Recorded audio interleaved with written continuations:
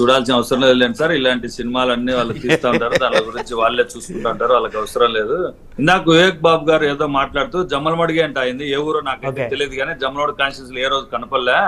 ఆయనకు తెలియాల్సింది ఏంటంటే ఈ ప్రజాస్వామ్యంలో ఏదో ఓట్లు ఒక్కరే వేసుకుంటారు, ఇలాంటివన్నీ వేసుకుంటారని ఏదో చెబుతా ఉంటే, మీ పార్ట్నర్ అయినటువంటి చంద్రబాబు నాయుడు గారి మనిషే బీటెక్ రవి అక్కడ పోటీ చేస్తా ఉన్నాడు. బీటెక్ రవిని లేకుంటే మీరు వచ్చి, మీకు ప్రపంచవ్యాప్తంగా అభిమానులు ఉన్నారు కదా, అక్కడ వచ్చి ఏజెంట్లుగా కూర్చొని ఎలక్షన్ జరుపుకోండి, ఎవరైనా వద్దన్నారా? ప్రతి గ్రామంలో ఎలక్షన్ ఏజెంట్లు ఉంటారు. ఏజెంట్ల తర్వాత అక్కడ ఉండే ఏదో ప్రజాస్వామ్యబద్ధంగానే ఎలక్షన్లు జరుగుతాయి. 40 సంవత్సరాలు గెలవలేక ఆడలేక మధ్యలేడు ఓడు అన్నట్టుగా ఇలాంటి వివేకం లేని వివేక బాబులు వచ్చి ఇలాంటి తప్పుడు మాటలు మాట్లాడుతారు. బురద జల్లే కార్యక్రమం తప్ప వేరేది లేదు. ఏమన్నాడు పవన్ కళ్యాణ్ గారు 2019 ఎలక్షన్ల ముందర జగన్మోహన్ రెడ్డి గారు మంచి పరిపాలన చేస్తే నేను సినిమాలు తీసుకుంటా అన్నాడు. జగన్మోహన్ రెడ్డి గారు మంచి పరిపాలన చేశాడు కాబట్టి కదా 2-3 సినిమాల్లో నటించాడు. సినిమాల్లో నటించాడు అంటే జగన్మోహన్ రెడ్డి గారు మంచి పరిపాలన చేసినట్టే కదా. మళ్ళీ ఈ రోజు ఏదో కొత్తగా కొన్ని తప్పుడు మాటలు చెప్తా ఉన్నాడు. ఆయన ప్రజలు తీర్పేవాలి.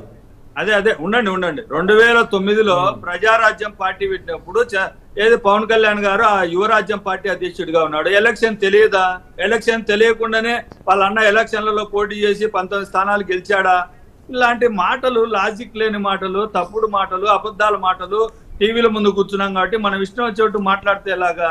ఇలాంటి తప్పుడు ఏదైతే చంద్రబాబు నాయుడు గారు అధికారంలో ఉన్నప్పుడు లిక్కర్ స్కామ్ చేశాడు, ఏదైతే అంతకు ముందు కిరణ్ కుమార్ రెడ్డి గవర్నమెంట్ లో ఏదైతే ట్యాక్స్ ఉందో ఆ ట్యాక్స్ తీసేసి కొంతమంది ఏదైతే లిక్కర్ నడుపుతున్న వాళ్లకు మేలు చేసింది చంద్రబాబు నాయుడు, దాని మీద కేసు నడుస్తా ఉంది.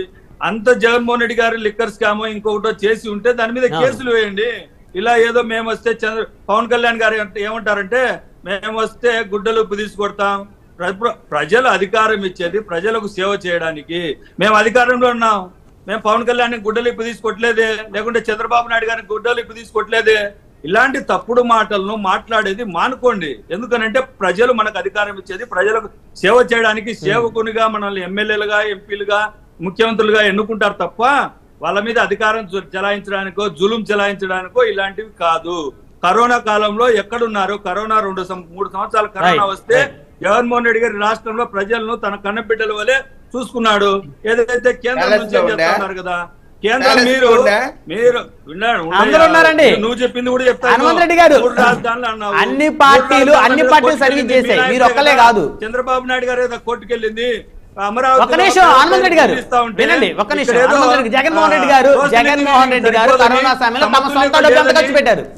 భారతి రెడ్డి గారు తమ సొంత డబ్బులు ఎంత ఇచ్చారు? ఇవ్వకుండా ఉండి హనుమంత్ రెడ్డి గారు మళ్ళీ ఎస్సీ ప్రతినిధిగా వచ్చి నువ్వు మాట్లాడుతా ఉన్నావు. చంద్రబాబు నాయుడు జగన్మోహన్ రెడ్డి గారు కరోనా సమయంలో తమ సొంత డబ్బులు ఎంత ఖర్చు పెట్టారు? తమ సొంత డబ్బులు ఎంత ఖర్చు పెట్టారు కరోనా సమయంలో? హనుమంత్ రెడ్డి గారు తమ సొంత డబ్బులు ఎంత ఖర్చు పెట్టారు చెప్పండి. జగన్మోహన్ రెడ్డి గారు ఉండండి సార్. ఎవరైనా ప్రభుత్వం అధికారంలో ఉన్నప్పుడు చంద్రబాబు నాయుడు గారు అంతకుముందు ఏం చేశాడో ప్రజల కోసం అని అడుగుతా ఉంటారు.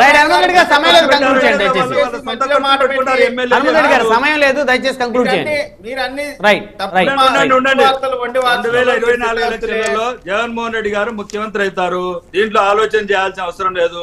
తెలుగుదేశం పార్టీ ఎమ్మెల్యే అభ్యర్థులే జగన్మోహన్ రెడ్డి గారు 120 సీట్లతో గెలుస్తారని పందాలు పెడుతున్నారంటే జగన్మోహన్ రెడ్డి గారి ప్రపంచం ఏ విధంగా ఉందో మీ ద్వారా తెలియజేస్తున్నాను. ఏదో పిఠాపురంలో గెలుస్తాను తెలుగుదేశం పార్టీ ఎమ్మెల్యే అభ్యర్థులు జగన్మోహన్ రెడ్డి గారికి 105 సీట్లు వస్తాయని స్థానాల్లో పోటీ చేస్తామని 21 స్థానాలు తీసుకొని ఇంకా ఎమ్మెల్యే అభ్యర్థులు కూడా పెట్టుకోలేని దీనావస్థలో పవన్ కళ్యాణ్ గారు ఉండి మళ్ళా జగన్మోహన్ రెడ్డి గారి మీద మాట్లాడుతా ఉన్నారు. అవాకులు చవాకులు పేలుతా ఉన్నారు. ఇలాంటివన్నీ ప్రజలు నమ్మే పరిస్థితి.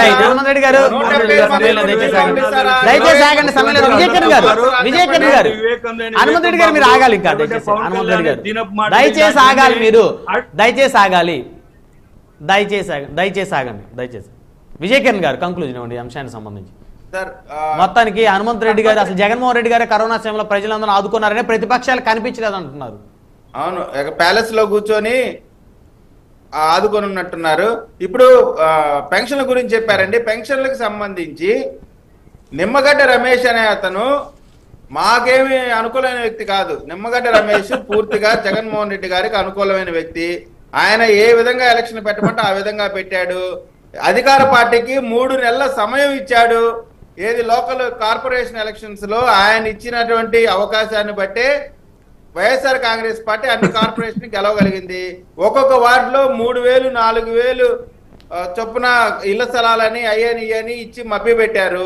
అదేదో మంచి స్థలాలు అనుకొని చెప్పి మభ్య పెట్టడం ద్వారా వాళ్ళు ఎన్నికల్లో లబ్ధి పొందారు. నిమ్మగడ్డ రమేష్ అనే అతను తెలుగుదేశం పార్టీకి సంబంధించిన అభిమాని కాదు, ఆయన మాకేం ఉపయోగం లేదు, అతను మాకేం వర్క్ చేయాలి. ఆయన ఏ హెల్ప్ చేసినా జగన్మోహన్ రెడ్డి గారి పార్టీకే హెల్ప్ చేశారు నిమ్మగడ్డ రమేష్ గారు. అందుకని మీరు మీ మనిషిని కూడా మీ మనిషి అని చెప్పుకోలేకపోతా ఉన్నారు హనుమంత్ రెడ్డి గారు. ఎస్సీలకు సంబంధించి అది ప్రజలందరికీ తెలుసులే. హైదరాబాద్ లో పార్క్ ఎత్తులో ఎవరెవరు గెలిచారు, ఎవరెవరు ఆయనతో రహస్య భేటీలు చేశారో అది ప్రజలందరూ చూశారు. ఎన్నికల రేవంత్ రెడ్డి